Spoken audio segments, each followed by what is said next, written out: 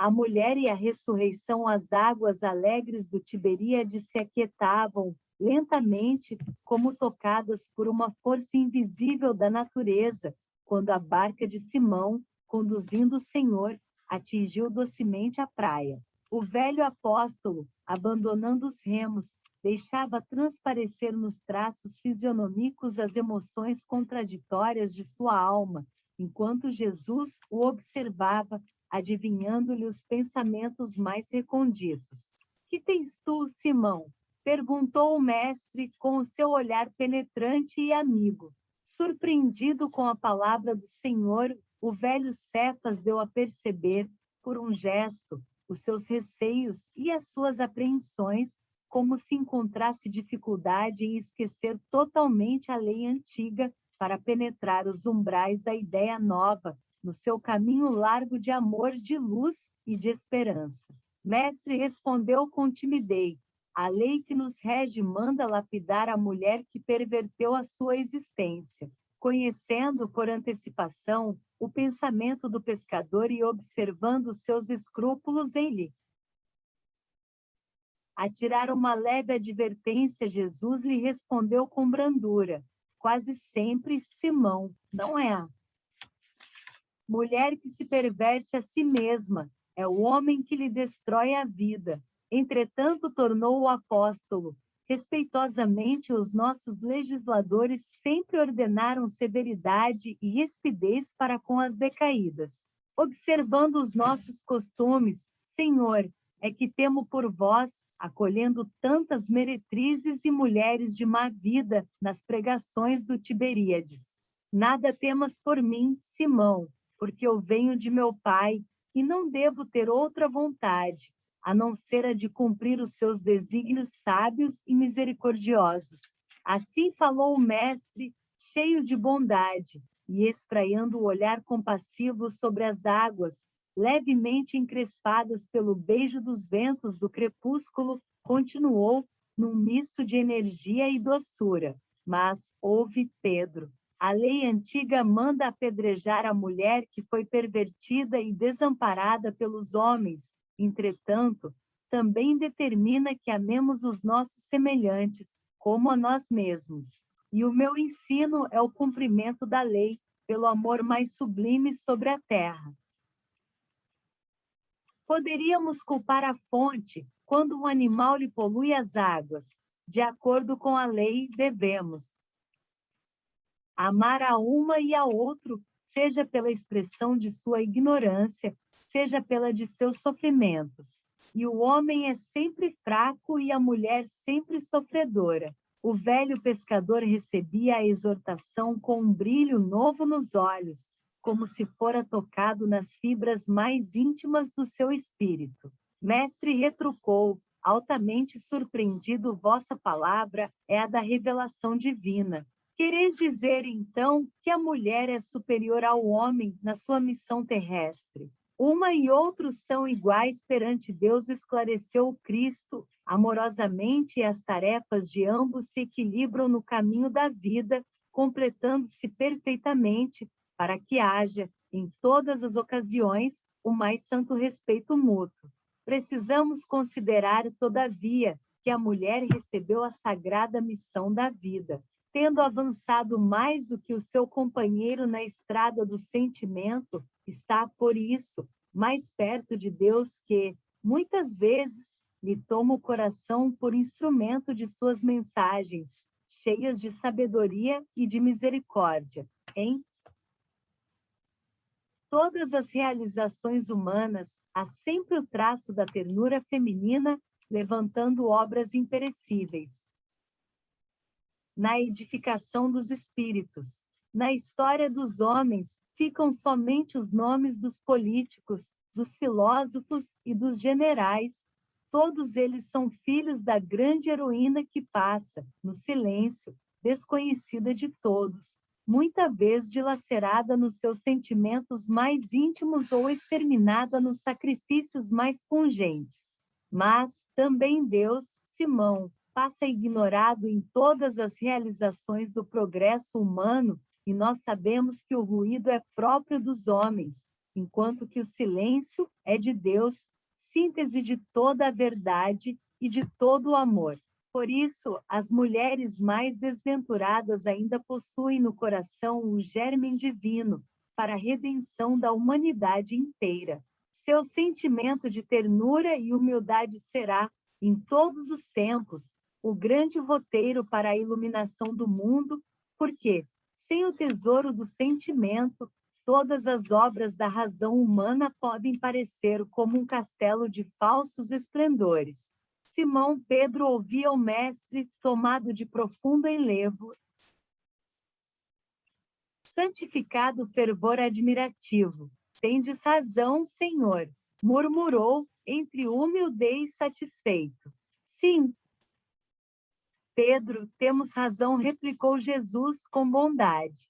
E será ainda a mulher que buscaremos confiar a missão mais sublime na construção evangélica dentro dos corações, no supremo esforço de iluminar o mundo. O apóstolo do Tiberíades ouvirá as derradeiras palavras do Divino Mestre, tomado de surpresa. Conservou-se, no entanto, em silêncio, ante o sorriso doce do Messias. Muito distante, o último beijo do sol punha um reflexo dourado no leque móvel das águas que as correntes claras do Jordão enriqueciam. Simão Pedro, fatigado do labor diário, preparou-se para descansar, com sua alma clareada pelas novas revelações da palavra do Senhor, as quais, cheias de luz e esperança divinas, dissipavam as obscuridades da lei de Moisés. Asterisco 2 dias eram passados sobre o doloroso drama do Calvário, em cuja cruz de inominável martírio se sacrificará o Mestre, pelo bem de todos os homens. Penosa situação de dúvida reinava dentro da pequena comunidade dos discípulos. Quase todos haviam vacilado na hora extrema. O raciocínio frágil do homem lutava por compreender a finalidade daquele sacrifício. Não era Jesus o poderoso Filho de Deus que consolara os tristes, ressuscitara mortos, sarara enfermos de doenças incuráveis? Por que não conjurar a traição de Judas com as suas forças sobrenaturais? Por que se humilhar assim, sangrando de dor, nas ruas de Jerusalém, submetendo-se ao ridículo e à zombaria? Então, o emissário do Pai Celestial deveria ser crucificado entre dois ladrões? Enquanto essas questões eram examinadas de boca em boca, a lembrança do Messias ficava relegada a plano inferior, olvidada a sua exemplificação e a grandeza dos seus ensinamentos. O barco da fé não sussobrara inteiramente, porque ali estavam as lágrimas do coração materno, trespassado de amarguras. O Messias redivivo, porém, observava a incompreensão de seus discípulos, como o pastor que contempla o seu rebanho desarvorado. Desejava fazer ouvida a sua palavra divina dentro dos corações atormentados. Mas só a fé ardente e o ardente amor conseguem vencer os abismos de sombra entre a terra e o céu. E todos os companheiros se deixavam abater pelas ideias negativas.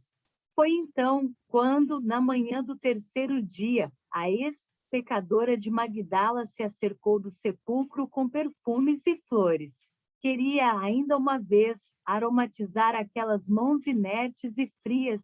Queria, uma vez mais, contemplar o Mestre adorado para cobri-lo com o pranto do seu amor purificado e ardoroso. No seu coração estava aquela fé radiosa e pura que o Senhor lhe ensinara, e, sobretudo, aquela dedicação divina com que pudera renunciar a todas as paixões que a seduziam no mundo. Maria Madalena ia ao túmulo com amor. Só o amor pode realizar os milagres supremos. Estupefata por não encontrar o corpo, já se retirava. Entristecida para dar ciência do que verificara aos companheiros, quando uma voz carinhosa e meiga exclamou brandamente aos seus ouvidos: Maria, Ela se supôs admoestada pelo jardineiro, mas, em breves instantes, reconhecia a voz inesquecível do mestre e lhe contemplava o inovidável sorriso.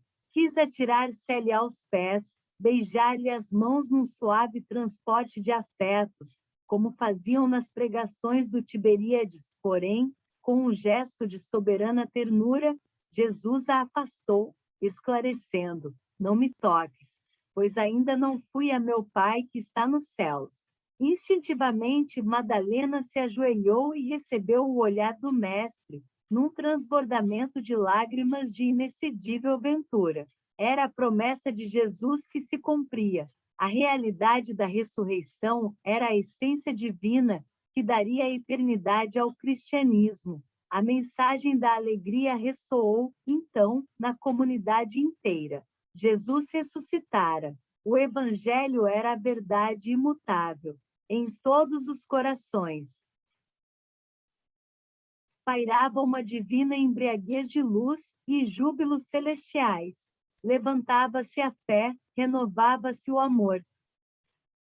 Morrera a dúvida e reerguera-se o ânimo em todos os espíritos.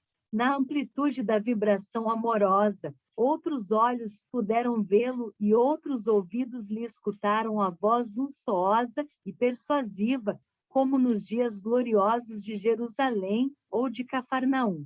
Desde essa hora, a família cristã se movimentou no mundo para nunca mais esquecer o exemplo do Messias. A luz da ressurreição, através da fé ardente e do ardente amor de Maria Madalena, havia banhado de claridade imensa a estrada cristã para todos os séculos terrestres. Asterisco, e por isso que todos os historiadores das origens do cristianismo param a pena, assombrados ante a fé profunda dos primeiros discípulos que se dispersaram pelo deserto das grandes cidades para a pregação da Boa Nova, e observando a confiança serena de todos os mártires que se têm sacrificado na esteira infinita do tempo pela ideia de Jesus, perguntam espantados, como Ernest Renan, numa de suas obras, A Condenação das Riquezas se firmara no espírito dos discípulos com profundas raízes, a tal ponto que, por várias vezes, foi Jesus obrigado a intervir de maneira a pôr termo a contendas injustificáveis. De vez em quando, Tadeu parecia querer impor aos assistentes das pregações do lago a entrega de todos os bens aos necessitados. Filipe não vacilava em afiançar que ninguém deveria possuir mais que uma camisa, constituindo uma obrigação tudo dividir com os infortunados, privando-se cada qual do indispensável à vida. E quando o pobre nos surge somente nas aparências, replicava judiciosamente Levi, conheço homens abastados que choram na coletoria de Cafarnaum como miseráveis mendigos, apenas com o fim de se eximirem dos impostos. Sei de outros que estendem as mãos à caridade pública e são proprietários de terras dilatadas. Estaríamos edificando o reino de Deus se favorecêssemos a exploração? Tudo isso é verdade, redarguia Simão Pedro. Entretanto, Deus nos inspirará sempre, nos momentos oportunos, e não é por essa razão que deveremos abandonar os realmente desamparados. Torne-se um colaborador.